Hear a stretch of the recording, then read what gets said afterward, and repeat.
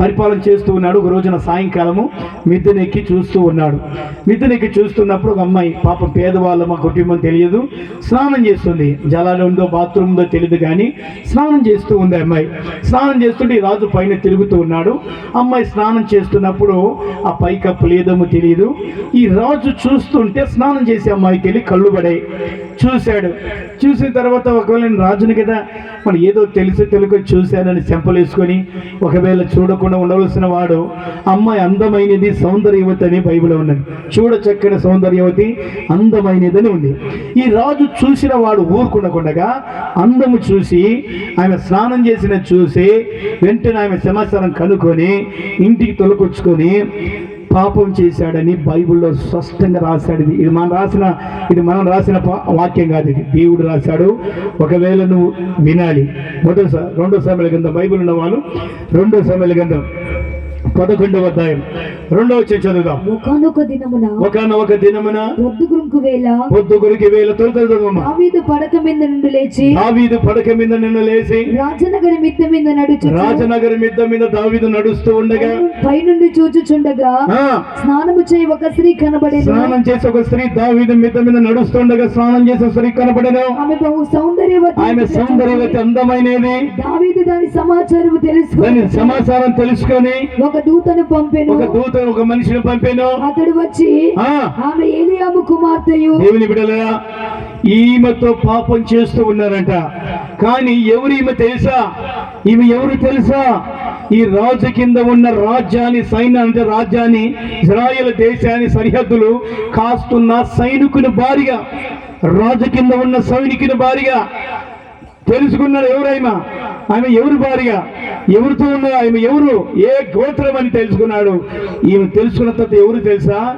రాజు కింద ఉన్న సైనికుని భార్యగా.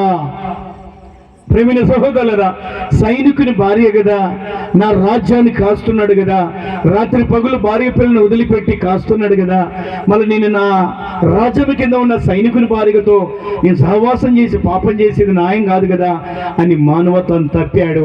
పెద్దరికాన్ని కోల్పోయాడు. ఆయన అధికారాన్ని కోల్పోయాడు. రాజునని కోల్పోయి ఆయన శరీరాజులు పడిపోయి అమ్మాయితో పాపం చేసుకుంటూ ఉన్నాడు. పాపం చేసుకుంటూ జీవిస్తూ ఆమెకు అలవాటు పడాడు. ప్లాన్ ఏమన్నా వచ్చిందంటే, ఈమె భర్త ఉంటే ఈ బాగుండదని చెప్పి, రాజు కదండి, మెయిన్ ఇప్పుడు కాశ్మీర్ ఉంది కదా, ఇప్పుడు కాశ్మీర్లో మెయిన్ బార్డర్ అది మన భారతదేశంలో. పొరపాటున కాశ్మీర్ కాడ కాస్తున్న కావిలి వాళ్ళు, అంటే సైనికులు గాన పొరపాటున ఏదైనా కానీ మిస్ అయితే ఉగ్రవాదులు షూట్ చేసేది తెలియదు, పాకిస్తాన్ వాళ్ళు షూట్ చేసేది తెలియదు. అది చాలా డేంజర్, అది చాలా డేంజర్ ప్లేస్. అట్లా దావీదు ఏం చేశాడంటే, యెరూషలేం దేశంలో మెయిన్ బార్డరు ఎక్కడుందో అక్కడ ఉంటే షూట్ చేయగలుగుతారు. అమలేకు వాళ్ళు, మోయాబు వాళ్ళు, ఫిలిస్తీ వాళ్ళు షూట్ చేయగలుగుతారనే చోట ఈమెతో అగ్ర సంబంధంగా ఉండి వాళ్ళ భర్తను చంపియాలని ప్లాన్తో కెమ్మండలతో రాజు దావీదు మాట్లాడి వాళ్ళ భర్తను ముందర పెట్టి చంపించాడని బైబిల్ మీరు ఇంటికి పోయి చదువుకున్నంత ఈ భార్యని, ఈ సైనికుని భార్యని అగ్ర సంబంధం ఆయన ఉంటే బాగుండదని ఈ కెమ్మండలతో మాట్లాడి, మన పాకిస్తాన్ భార్య ఎలా మేనుంటుందో ఆ యెరూషలేం దేశంలో ఆ శత్రు దేశాలు కొట్టే చోట ముందు పెట్టించాడు కెమ్మండలతో. వాళ్ళు అతన్ని అంబులేశారు, బాంబులేశారు, ఆయన చంపేశారు. అమ్మయ్య చచ్చిపోయాడు. ఈమెతో సంతోషంగా ఆనందంగా గడుపుతూ ఎంజాయ్ చేస్తున్నాడు దావీదు. పొరుగువాని భార్యగా అది కాదు, భర్తను చంపించి ఈయనతో బాగా పాపం చేస్తూ ఉన్నాడు. వెంటనే దేవుడు చూశాడు, ఆకాశం నుంచి చూశాడు. ఎక్కడో గొర్రెలు కాసుకున్న ఇతని హరిణములను ఇతను నేను ఏదో రాజుగా చేసే మానవత తప్పు తిరుగుతున్నాడని దైవజనుడు పిలిచి, దైవజనుడా ఇంటికి పోయి ఆ రాజుకు చెప్పు అని చెప్తాడు. తిన్నగా వెళ్ళి రాజుగాడికి వెళ్ళి చెప్తాడు, ఒక ఉపమానం చెప్తాడు. ఆ ఉపమానం తర్వాత చదువుకునండి. ఏమని చెప్తాడంటే, ఒక ఆయనకు 100 గొర్రెలు ఉన్నాయి, ఒక ఆయనకు ఒకటే గొర్రె ఉంది రాజా దేశంలో. ఇదిగో 100 గొర్రెలు కాస్తూ 100 గొర్రెల మీద ఆనుకొని ఉన్నాడు ఒక ఆయన. ఒకటే గొర్రె ఒక ఆయనకు ఉంది, ఆ గొర్రె మీద ఆనుకొని జీవిస్తున్నాడు రాజా. కానీ 100 గొర్రెలు ఆయన ఒక 2 గొర్రెలు ఇతనికి ఇచ్చినా కూడా ఏం కాదు కదా. ఇతను ఒకటే గొర్రె మీద ఆనుకున్న ఆయన ఆ 100 గొర్రెలు అయినా ఈ గొర్రెలను తీసుకొని కలుపుకున్నారు రాజా, ఇది న్యాయమేనా అని రాజు, ఆ దైవజనుడు రాజుకి చెప్తాడు దావీదుకి, వెంటనే లేచి వాడు ఏ గ్రామంలో ఉన్నాడో, ఏ మండలాల్లో ఉన్నాడో, వాడు ఏ తాలూకాలో ఉన్నాడు, ఏ జిల్లాలో ఉన్నాడు, ఏ దేశంలో ఉన్నాడో అటువంటి వాడు బతకకూడదు భూమి మీద, వాడు మరణానికి పాత్రుడు అంటాడు. అప్పుడంట దైవజనుడు, రాజా నీవే చేసావా పని. చెప్పలు కొడతాం గట్టిగా చెప్పలు కొడదాం. ఇదిగో నీ సైనికుని భార్యని, ఉరియా భార్యని, నీ రాజ్యం కింద సైన్యం కాస్తున్న సైనికుని భార్యని, నీకు ఎంత భార్యలు కావాలంటే దేశంలో ఎంతమంది, నువ్వు రాజు కదా, నువ్వు 100 కాకపోతే 1000 మందిని చేసుకోవచ్చు కదా రాజా. ఒకగానొక భార్య కష్టపడి నీ దేశంలో కావిలి కాస్తున్న సైనికుని భార్యని నువ్వు తీసుకొని అతను చంపేసి అతనితో ఆమెతో పాపం చేసుకున్నటువంటి న్యాయమైనా, ఇలా చేయడం క్రమమా అని దేవుడు చెప్పాడు. రాజా ఇలాంటి శాపాలు వస్తాయి నీకని చెప్పుకుంటూ వచ్చాడు. 2 సమూయేలు గ్రంథము 12వ అధ్యాయం బైబిల్ ఉన్నవాళ్ళు ఏమని చెప్పాడు? 2 సమూయేలు గ్రంథము 12వ అధ్యాయము 9వ వచనం చదువుదాం. ఏమని చెప్పాడు దేవుడు? డైరెక్ట్ గా నీకు ఏమని చెప్పాడు? నీవు యెహోవా మాటను తృణీకరించి, నువ్వు దేవుని మాటను తృణీకరించావు, దృష్టికి చెడుతనము చేసి, నీవు ఆయన దృష్టికి చెడుతనం చేశావు. హిత్తీయుడగు ఉరియాను కత్తి చేత చంపి, నీవు హిత్తీయుని ఉరియాను ఎక్కడ అమ్మాయిలకు వాళ్ళు సూట్ చేసే చోట నువ్వు కమాండర్తో చెప్పించి కత్తితో పొడి చంపించావు. అతని భార్య నీకు భార్య, అతని భార్య నీకు భార్య ఉన్నట్టుగా నువ్వు పట్టుకొని ఉన్నావు. అమ్మోనీయుల చేత నీవు అతన్ని చంపించి, అతను చంపించావు. నీవు నన్ను లక్ష్యము చేయక, లక్ష్యం చేయక హిత్తీయుడగు ఉరియా భార్యను నీకు భార్యగునట్లుగా నీ భార్యగా చేసుకుంటావా? నీ ఇంటి వారికి సదాకాలం యుద్ధం, నీ ఇంటి వారికి సదాకాలం యుద్ధం కలుగును.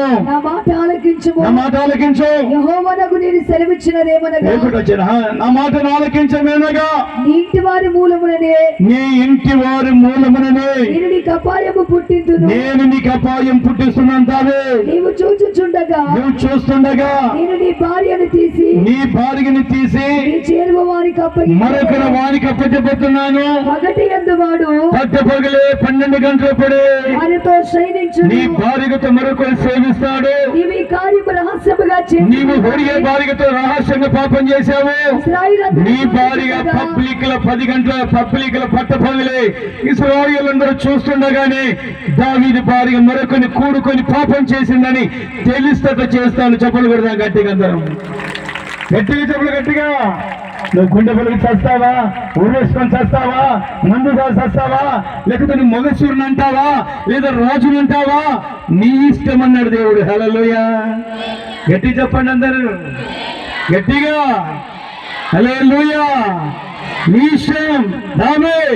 నీ భార్య నీ ఇంటి వాళ్ళ మూలంలోనే పబ్లిక్ లో పట్టపగలే నీ భార్యకి మరొకరు కూడుకుంటాడు.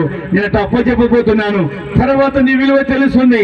నీ భార్యకు 10 మందిలో ఎవడో పాపం చేసినాడని పబ్లిక్ లో 10 మందిలో తెలిస్తే నీ విలువ ఎలాగుంటుందో, నీ గౌరవం ఎలాగుంటుందో, అప్పుడు ఎలాగ నీకు అవమానం వస్తుందో. పొరుగు వారి భార్యను కూడుకొని ఆ కుటుంబాన్ని నాశనం చేస్తే అలాగ బాధ నీకు తెలుస్తుంది. బావే ఖచ్చితంగా నేనే చేపిస్తానన్నాడు దేవుడు. హల్లెలూయా, గట్టి చెప్పండి. హల్లెలూయా, హల్లెలూయా. దేవుడు చెప్తున్న నగ్న సత్యమైన వాక్యం. ప్రేమిని సహోదరి సహోదరులరా, దావీదుకి రాజ్యం ఉంది, బలం ఉంది, పెద్ద యుద్ధశూరుడైన, భయంకరంగా యుద్ధముల పరాక్రమశాలి. బైబిల్ ఏమని చెప్తుందంటే ఒక మనిషిని చంపడము మగసిరి గలవాడు కాదని బైబిల్ చెప్తుంది. లోకంలో చంపచ్చు, ఒక మనిషిని చంపితే కత్తి తీసుకొని పొడిసి బాంబేసి చంపితే వాడు మగసూరుడు అంటారు చాలా మంది. బైబిల్ ఏమంటే తెలుసా, ఒక మనిషిని చంపిన వాడిని నరహంతకుడు అంటది. చప్పట్లు కొడతాం గట్టిగా, గట్టిగా చప్పట్లు కొట్టాము. ఒకవేళ ఎవరినైనా మెత్తన భార్యని పాపం చేసి ఒకవేళ అమ్మాయితో సహవాసం చేస్తుంటే లోక పెడదా, వాడు మగసూరుడా, వాడు జరుగుతురా, వాడి భార్యతో సహవాసం చేస్తా ఉన్నాడు అంటాడు. దేవుడు ఏమంటారు తెలుసా, వాడు ఎపిచారంటాడు దేవుడు. చప్పట్లు కొడదాం గట్టిగా, గట్టిగా చప్పట్లు కొడదాం. బైబిల్ చెప్తుంది ఒక మనిషిని చంపిన వాడు నరహంతకుడు, లేదంటే ఒక పొరుగు వాని భార్య మోసం చేసిన వాడు వ్యభిచారంటాడు దేవుడు. మగసిరి గలవాడు కాదు. మగసిరి గలవాడు ఎవరు?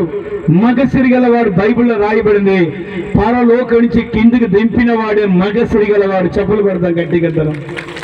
హోసేయ గ్రంథం 12వ అధ్యాయము 2వ వచనం చదువుదాం. బైబిల్ ఉన్నవారు బైబిల్ ఏమంటుంది అక్కడ, యాకోబు దేవుని కిందికి దింపినందుకు మగసిరి గలవాడని దేవుడు చెప్తున్నాడు అక్కడ వాక్యంలో. హోసేయ 12వ అధ్యాయం బైబిల్ నోట్ చేసుకోవాలా? యాకోబు సంతతి వారి ప్రవర్తనను బట్టి మేడం వారిని శిక్షించును, ఆ. వారి క్రియలను బట్టి వారికి ప్రతికారము చేయును. మెయిన్ విషయం తల్లి గర్భమందు యాకోబు తల్లి గర్భమందు యాకోబు తన సహోదరు మరిమని పట్టుకొని సహోదరు మరణ పెట్టుకొని మనసిని కలవాడై మగసిరి గలవాడే అతడు దేవునితో పోరాడే, దేవునితో పోరాడే అతడు దూతతో పోరాడి దూతలతో పోరాడే జయమొందెను. జయము పొంది అతడు కన్నీరు విడిచి కన్నేలు విడిచి అతన్ని బతిమాలెను. అతని బతిమాలను బేతేలులో ఆయన అతనికి ప్రత్యక్షమాయెను. చప్పలు కొడతాం గట్టిగా, చప్పలు కొడతాం అమ్మ, గట్టిగా గట్టిగా చప్పలు కొడతాం.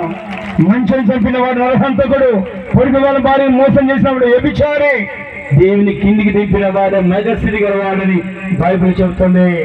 దేవుని కూడా లేదా ఈ ఈ పరిశుద్ధ గ్రంథములు దేవుడు చెప్పాడు, దావి వీళ్ళకి చేశావు, ఇదిగో నీ భార్యలాగా చేస్తుంది, వీళ్ళకి పట్టపగలే మరొకరు నీ భార్య నాశనం చేస్తుంది. నాశనమైంది, ఏమైపోయింది మదిగారా, అతని గౌరవం ఏమైంటది?